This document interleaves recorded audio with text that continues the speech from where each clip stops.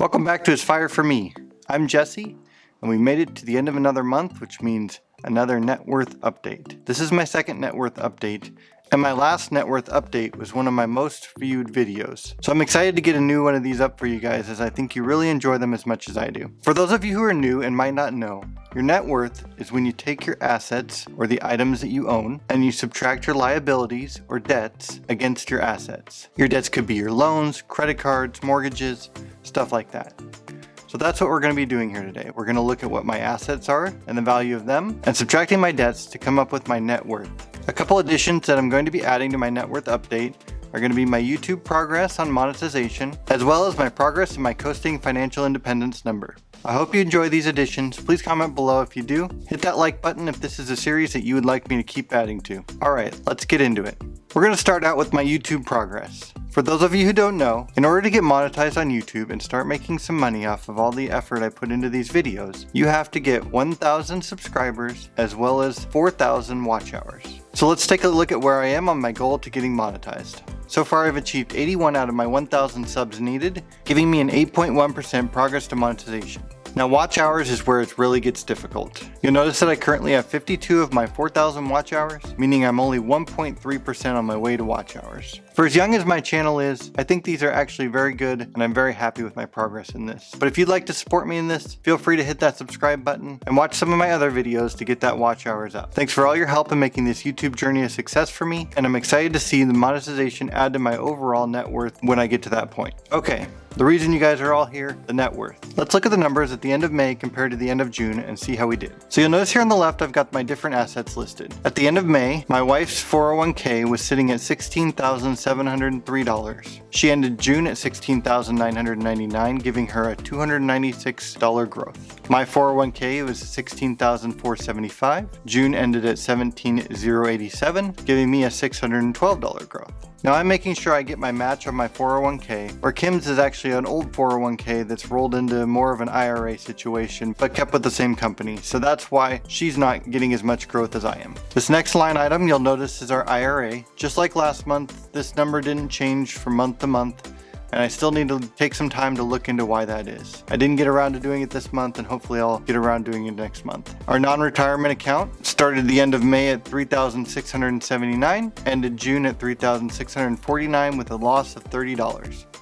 Stock market's been really up and down this month and pretty much almost stayed the same. $30 is not much. You'll notice I've added Webull to this month's assets. I went ahead and took advantage of Webull offering 2 free stocks and opened up an account for me, and then used a referral link to open up an account for my wife, getting me 4 free stocks and her the 2 free stocks off of it. Now not all the free stocks have actually hit the account, and I'm only counting the money in the actual account. So you'll notice that the numbers don't look like we did very well on our free stocks, but we have another about $40 still to add. At the end of May we were at $0 in Webull. We hadn't opened one yet. And the end of June, $216, 200 of that was the $100 that we had to put in to start the account. But for overall growth for the account of $216. Our main assets are going to be our real estate, as this is the area that we started investing in first. So let's see how our rental properties in our own home have done.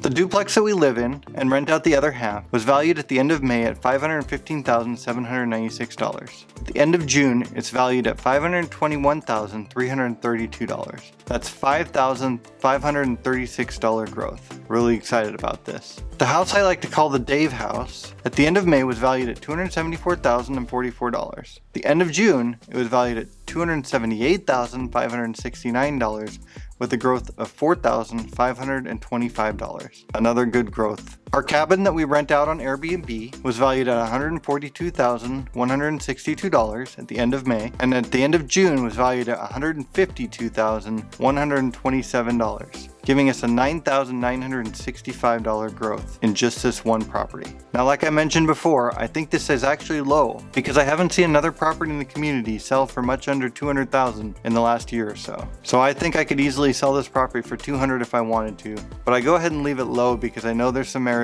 other areas that might be estimated a little high. Now we have our two vehicles, our Honda Fit and our Ford F-150, and those didn't gain or lose any money this month as they're kind of older vehicles, and so their value sticks around the same. Our emergency fund is in a high yield savings account and was sitting at $10,122 at the end of May and went up to $10,133 at the end of June. Not much, but better than just your regular savings account. Alright, let's look at the debts. For those of you who don't know, my wife and I are debt free except for our mortgages. So we'll only see mortgages in our debt column here. The mortgage on the duplex at the end of May was $444,755. At the end of June, $444,159, making progress of $596 for the month. The mortgage on the Dave house was $100,701 at the end of May and $100,033 at the end of June, for $671 progress on this mortgage. And the cabin mortgage at the end of May was $88,100 and at the end of June was $87,960 for $140 progress on this mortgage, giving us about $1,400 in progress on our mortgages for the month.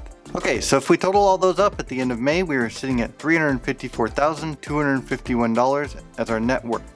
Now I'm looking to achieve a 7% annual growth on my investments, and I understand as I'm currently adding to these investments, I should be achieving way over that 7% annual growth. But let's kind of look at what that number would be. So based on my May net worth, I'd be looking to get at least $2,066 in growth for the month. And at the end of June, our net worth has grown to $377,036. I am just amazed by this number. My month-to-month growth from the end of May to the end of June ended up being $22,785. I'm just thrilled with this number and think we've made great progress for the month. Now let's take a look at what this does for our coasting financial independence number. If you don't know what coasting financial independence is, go back and check out this video that I did on how I'm tracking my progress to financial independence. In the Coasting Financial Independence video, we found out we needed $2,332,353 at the age of 65 in order to retire without having to work. I have a little over 27 years to get there, and I expect a 7% growth on my investments. So let's take a look at this calculator.net number here and see that we need $375,346.39 to be considered financially independent and not need to add any more to our retirement accounts and be able to retire at the age 65. Looking back at our net worth, we're at $377,036. So that's right, we did it. We got our coasting financial independent number. So if I wanted to, I could stop adding to my retirement accounts and simply coast on the numbers now and just make enough to live on the rest of the way up. But that's not really my goal. So what should I do next? Well, I'm going to make each year an additional goal. So each year I can knock off my retirement age, that's going to be what my next goal is going to be. So if I'm currently looking at the age 65 to retire in 27 years, I'm going to knock that down to 26 years and retire at 64. What will I need to do that? We look at this chart here, we'll notice we need $401,620 invested in order to make that next goal. So that's my next goal, $401,620. I think that's doable, and I'm excited to see how long it takes me to get there. If we have another month like we had this month, we could be there next month. But I don't expect to have this great a month every month, so it might be a few months before we get to this next one. But we'll keep knocking the years off, and eventually we'll get to where my current age is the age we're shooting for, and we'll be financially independent, retired early. I hope you'd enjoyed this video. Thanks for watching, and we'll see you in my next video, which will be Frugal Friday. Have a nice week.